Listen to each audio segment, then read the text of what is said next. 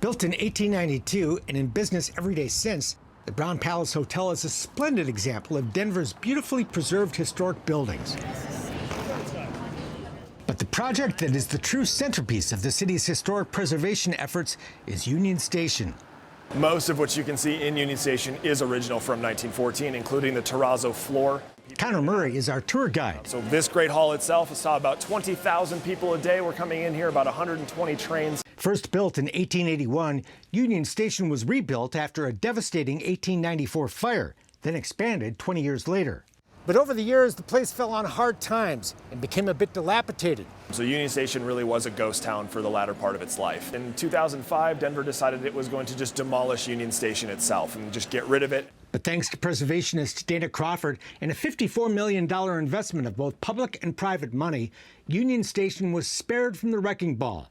Renovated, restored, and reopened in 2014, this place, both historic and hip, is thriving.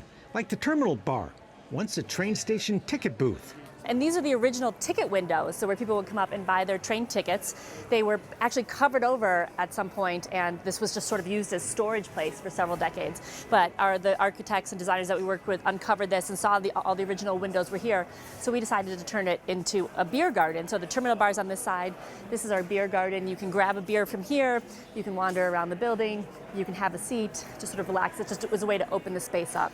Upstairs is the upscale Cooper Lounge. The Cooper Lounge itself is designed after a Pullman cocktail car, one of the old upper echelon speakeasy cars that were attached to the trains. I think this is one of the most romantic spots in Denver.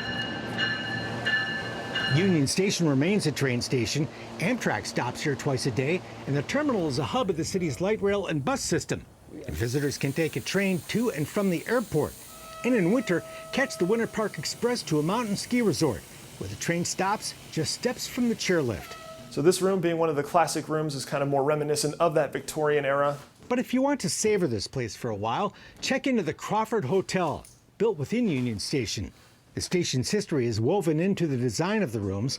We took a lot of inspiration from the history of the station itself when we did the renovation. Including rooms that resemble a Pullman passenger car from back in the day, with a Pullman ad framed on the wall. The basement reveals the building's massive stone foundation, where historic photos and posters adorn areas perfect for meetings, receptions, and other functions. And back upstairs, the place known today as Denver's living room. The Great Hall, especially when you look down on it from above here, you can see Dana Crawford's vision that this would be a gathering place for a lot of different people. The resurrection of Union Station has been contagious, sparking the revitalization of the surrounding historic area. There are about 50,000 people living in this area, and 10 years ago there were about 200. Travel writer Rich Grant calls Denver home. People like Denver. Beautiful views, you have 300 days of sunshine. And is a great tour guide of the city he loves.